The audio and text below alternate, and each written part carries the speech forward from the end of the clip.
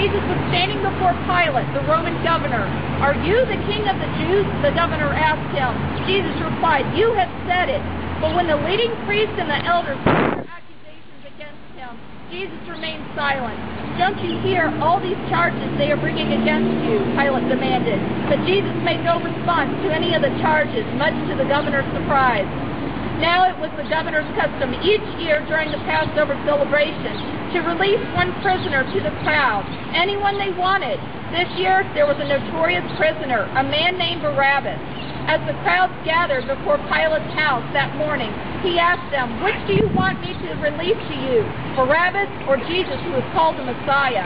He knew very well that the religious leaders had arrested Jesus out of envy. Then, as Pilate was sitting on the judgment seat, his wife sent him a message. "Leave that innocent man alone. I suffered through a terrible nightmare about him last night." Meanwhile, the leading priests and the elders persuaded the crowd to ask for Barabbas to be released and for Jesus to be put to death. So the governor asked again, "Which of these two do you want me to release to you?" The crowd shouted back, "Barabbas!" Pilate responded, "Then what should I do with Jesus, who is called the Messiah?" They shouted, "Crucify him!" "Why?" Pilate demanded. "What crime has he committed?" But the mob roared even louder, "Crucify him!"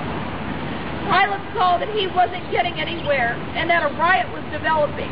So he sent for a bowl of water and washed his hands before the crowd, saying, "I am innocent of this man's blood. The responsibility is yours."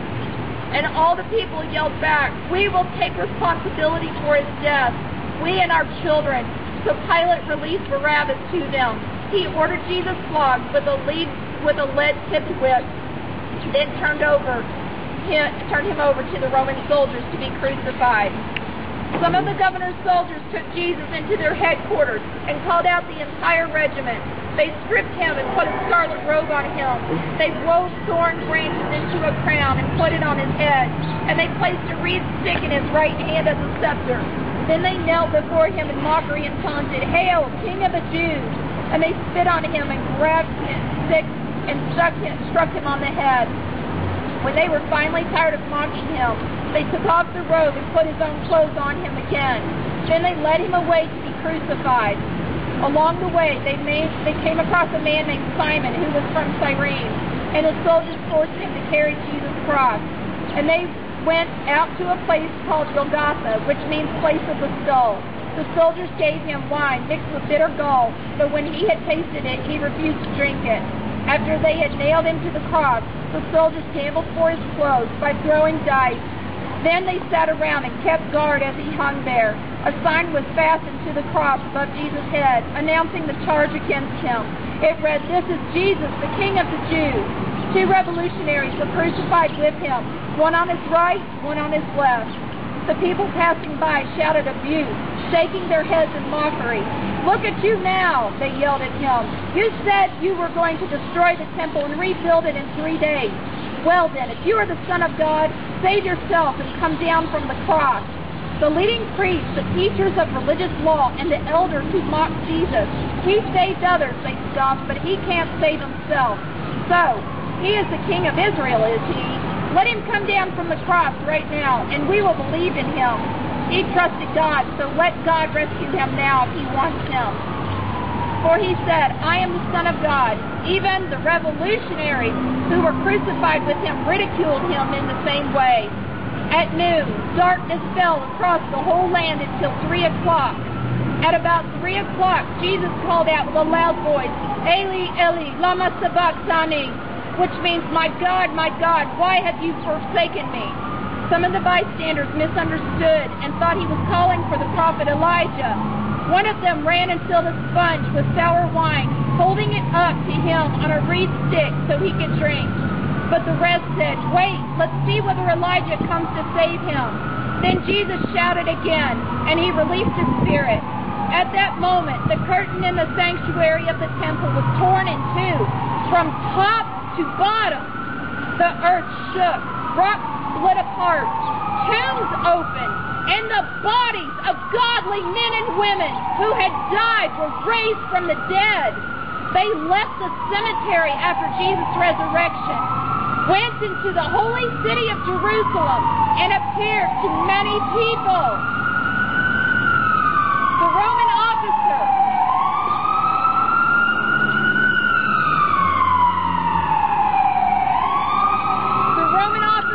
and the other soldiers at the crucifixion were terrified by the earthquake and all that had happened. They said, "This man truly was the Son of God." And many women who had come from Galilee with Jesus to care for him were watching from a distance. Among them were Mary Magdalene, Mary, the mother of James and Joseph, and the mother of James and John, the son of Zebedee. As evening approached, Joseph, a rich man from Arimathea, who had become a follower of Jesus, went to Pilate and asked for Jesus' body. And Pilate issued an order to release it to him. Joseph took the body and wrapped it in a long sheet of clean linen cloth. He placed it in his own new tomb, which had been carved out of the rock. Then he rolled a great stone across the entrance and left. Both Mary Magdalene and the other Mary were sitting across the tomb watching. The next day on the Sabbath, the leading priests and Pharisees went to see Pilate. They told him, "Sir, we remember what that deceiver once said while he was alive. After 3 days, I will rise from the dead. So we request that you seal the tomb until the 3rd day.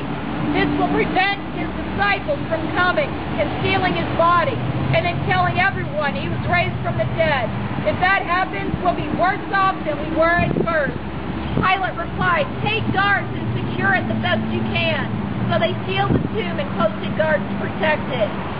Early on Sunday morning, as the new dawn was dawning, Mary Magdalene and the other Mary went out to visit the tomb.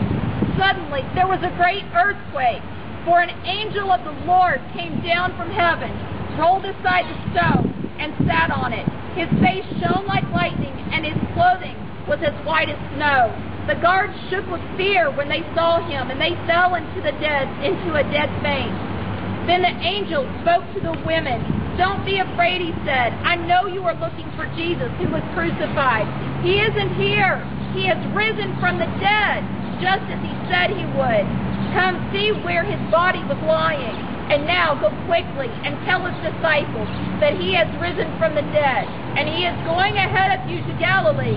You will see him there. Remember what I have told you." The women ran quickly from the tomb. They were very frightened, but also filled with great joy, and they rushed to give the disciples the angel's message. And as they went, Jesus met them and greeted them, and they ran to him, grasped his feet, and worshipped him. Then Jesus said to them, "Don't be afraid. Go tell my brothers to leave for Galilee, and they will see me there." As the women were on their way, some of the guards went into the city and told the leading priests what was happening. A meeting with the elders was called, and they decided to give the soldiers a large bribe. They told the soldiers, "You must say Jesus' disciples came during the night while we were sleeping, and they stole his body. If the governor hears about it, we'll stand up for you so you won't get into trouble." So the guard accepted the bribe and said what they were told to say. This story spread widely among the Jews, and they still tell it today. Then the 11 disciples left for Galilee, going to the mountain where Jesus had told them to go. When they saw him, they worshipped him, but some of them doubted. Jesus came and told his disciples, "I have been given all authority in heaven and on earth. Therefore, go and make disciples of all nations, baptizing them in the name of the Father and the Son and the Holy Spirit. Teach these new disciples to obey all the commands I have given you. And be sure of this, I am with you always, even to the end of the age."